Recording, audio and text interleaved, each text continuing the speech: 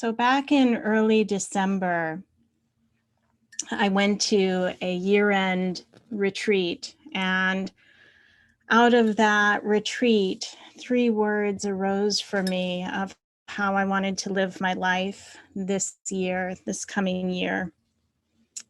And the first word is vulnerability. And the second one is spaciousness. And the third one is really a phrase, leaning into my edge. The year before, the words that had come for me were joy and connection and honesty. So these were quite different words that came to me this year. And so originally my talk was going to be titled Lessons in Concentration from a Dog and Other Musings, which I love my dogs and they're really good teachers. And it also would have been a safe talk. And it would have been fine. And it would have been safe. It would have fed conditioned thoughts that I have, like, I can't do this. I'm not deep enough. I don't want to touch the topic of race. I can't talk about Martin Luther King Day. You know, all these conditioned thoughts. And what I realized is that if I gave that talk, then I would not be supporting these words that I agreed to live by. So that's why I changed the talk that I'm going to give. So yesterday was Martin Luther King's birthday, which I didn't know until someone else told me. Of course, I know the holiday, right? But I didn't realize his birthday was actually yesterday. And when I was told it was his birthday, the first thing that arose for me was shame that I didn't know it was his birthday. And why didn't I know that? Why wasn't it important to me? And so today, the way I wanted to explore this topic of concentration that we're talking about this month is to really look at what gets in the way of concentration. And for me personally, how that relates to white supremacy. So back in November, there was a board meeting and a strategic planning meeting. And in case you don't know who's on the board of our Sangha, it is myself and John and Lee and Dave and Karen and Gina LaRoche and Jorge. And at that November meeting, I think it was November, or maybe it was earlier. Was that September, right? September. Joy was also there and Booker was there. I think I have everyone who was there. And did I miss anyone, Joy? I was at November as well. Yeah, okay, yes, you were. So, but I think it was in September where it was brought up that perhaps it was time for the white members of the board to start a white awareness group and really commit ourselves to a year of looking at our own blind spots, looking at the history of white supremacy. And it's been something I'm sitting with and I haven't mentioned in Sangha that we're doing this. And one of the questions is why? Why haven't I brought it up?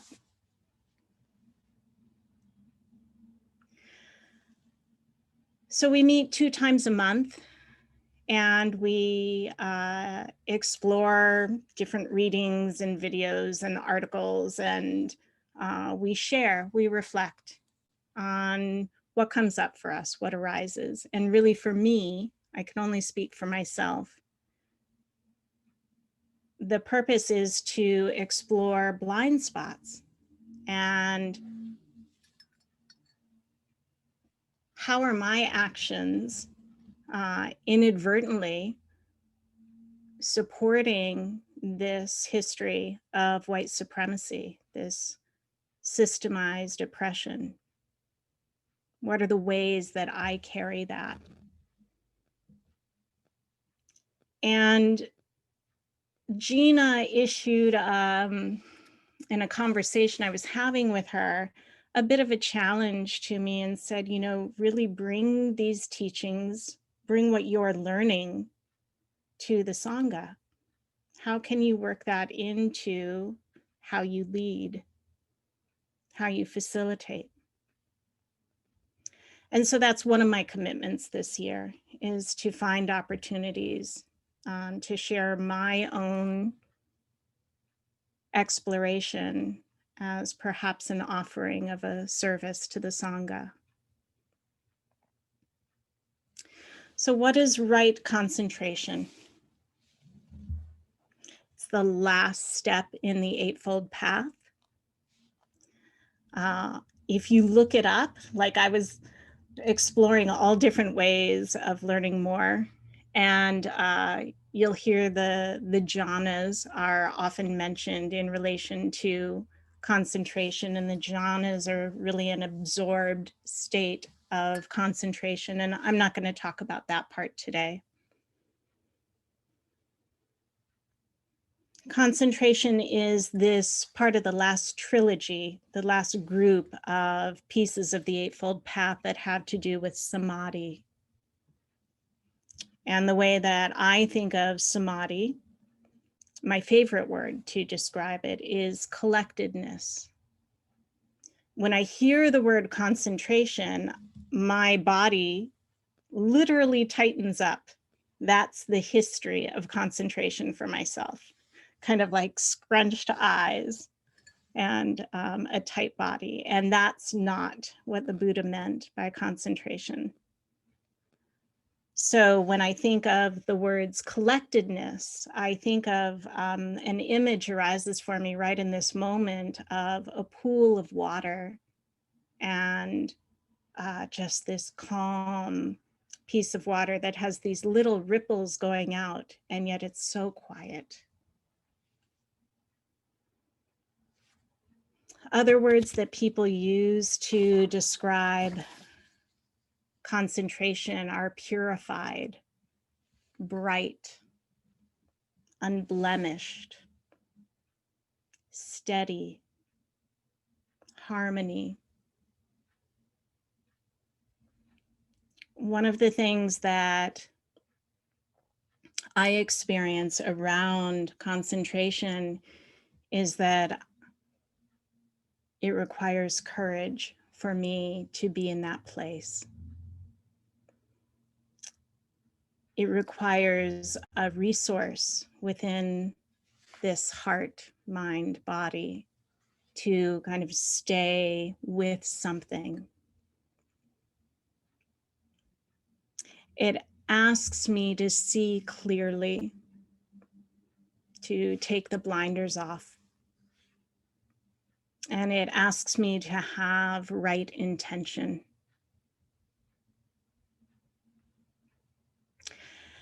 And even though this group of right effort, right mindfulness, and right concentration as a trilogy, I think of it as a trilogy, even though they really focus on this inward process of practice, for me, the way I also understand it is it impacts my actions. It impacts my thoughts. And when this mind is full of unwholesomeness, there's no way for me to find collectedness in my sitting. When this mind is fettered and ill at ease, concentration is hard to find for me. So this past week, I was in practice with some really lovely people. And during the week, we went in and out of silence. And yesterday, like I said, when someone said that it was Martin Luther King's birthday, and I was like, how did I not know this? How did I not realize it? And that critic part of me arose, and that I'm very familiar with that critic. I don't know if other people are too. It's a very big protector of mine, trying to keep me on track. It just goes about it the wrong way. So there it was, and I really didn't pay it any mind in the moment. And that was sort of my first foible. So I really just kind of pushed it away. And in the morning, we were exploring this topic of what is the relationship between facilitation, what I'm attempting to do today, and our blind spots. What is the relationship between those two things? And how do we make the unconscious conscious?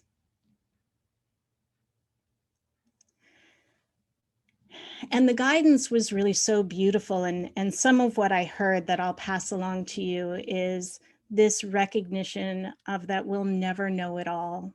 We'll never see all of our blind spots, and we can't expect others to see every single blind spot. And that when we are looking at our own unconscious biases, it calls for radical acceptance, radical gentleness, and I would say great self-compassion. So while we were talking about this, making the unconscious conscious and our biases, our unconscious biases, someone told of an experience that had brought up a great deal of fear. And I immediately identified with the experience. But in that moment, I stopped myself from being vulnerable.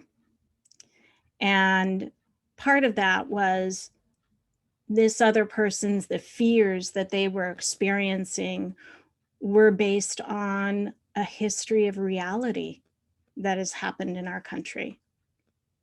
It was a real fear. Anyone could say that. And the fears that I have were based on a false narrative of white supremacy, that there is danger where there is not, where there truly isn't. I've told you that story if you weren't here, but this story of being in the park a couple of months ago and seeing all of these cars go by with big trucks and men who are Black, and my own fears around that, and hearing the teachings of white supremacy of my own father. And so I'm very much aware that in my identifying with this other person's experience, my fear was really based on a false narrative. And because it was, I shut off my voice. I chose not to speak about what I was feeling I had in common with this person.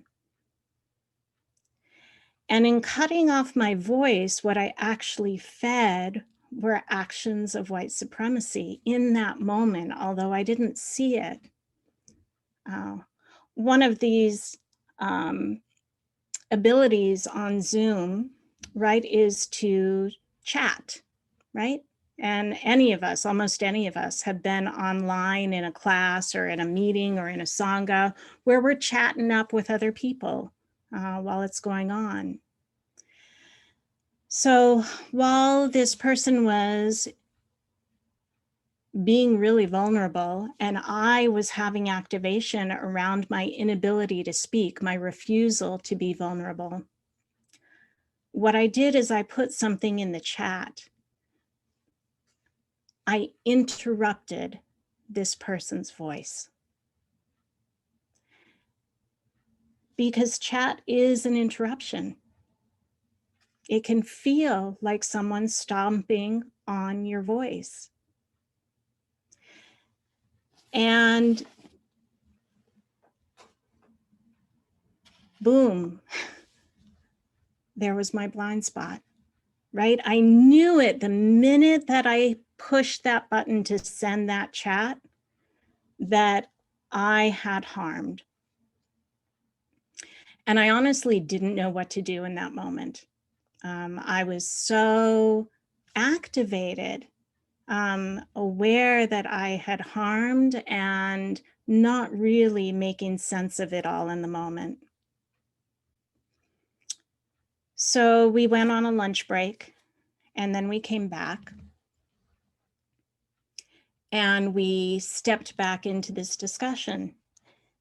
And one of the facilitators brought up to stay off the chat.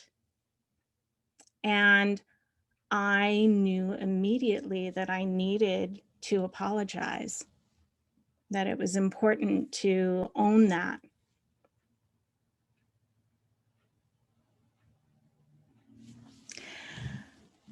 So I apologized.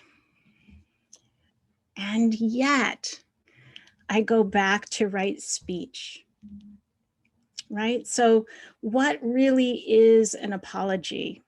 And I ask that as it refers to concentration and what gets in the way of it. Because in the moment, it felt really good to apologize. I thought that I was reckoning the harm that I had caused and owning it. And yet, why couldn't I fall asleep last night? Right? Why couldn't I meditate last night? I mean, I could meditate, but I could not find concentration. And I just sat with that and kept asking, what is going on here? And I knew I couldn't force it, right? You can't force concentration. You can't make it happen.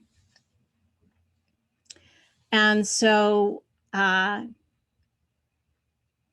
discussion that Joy and Lee and Cormac and myself and Booker had a long time ago around apologies arose for me as I was laying there with my mind going and going and going. And I remembered that an apology, a true apology, is without defense. It is saying, ouch, I hurt you, and I apologize. And that's it. And in my apology yesterday, I did that, and I still defended. I explained. And not that it's, it just, just as my critic is often present for me, the part of me that was really present in that apology was a really young part of me that realized she had done something that hurt someone and wanted to make it right, was desperate to make it right.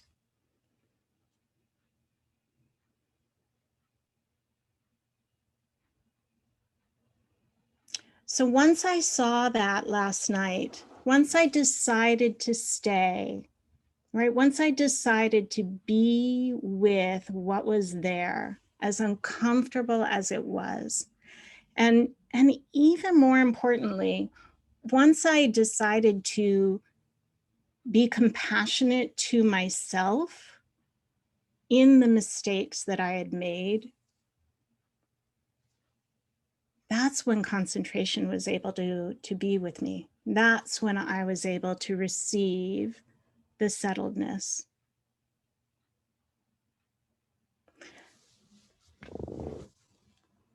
One teacher, Mark Epstein, what he says about concentration is right when it connects the other branches of the whole. It's right when it demonstrates the feasibility of training the mind, when it supports the investigation of impermanence, when it erodes selfish preoccupation, and when it reveals the benefits of surrender.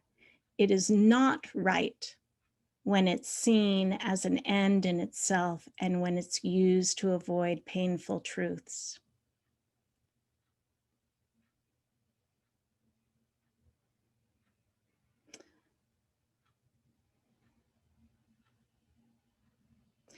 Thanissaro Bhikkhu, what he says about concentration is it's for the sake of understanding what we're doing to cause suffering and what we can do to stop the suffering. That's the purpose of our understanding. And one of my teachers speaks of concentration as something that we allow, we receive. If we wait, if we trust, if we have faith, then it will arrive.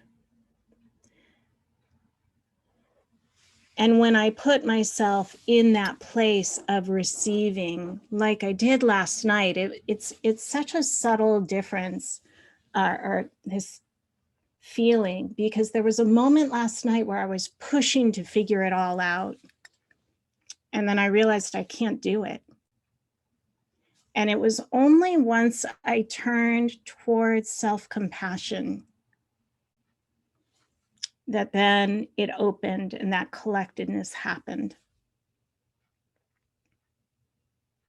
And that's where the single-mindedness, then I could see everything in a whole. I could see everything that I needed to do, what I needed to say. I could feel my body. So one of the things that arose for me on that, one of the understandings is if I don't grace myself with compassion, how will I ever be able to extend that compassion to others and be with their flaws if I cannot be with my own? So I ended up last night allowing myself to be held in a way that was really beautiful and allowed me to finally rest after a really tough day, that allowed me to forgive myself for making an imperfect apology, not condoning it, but truly learning from it and owning it.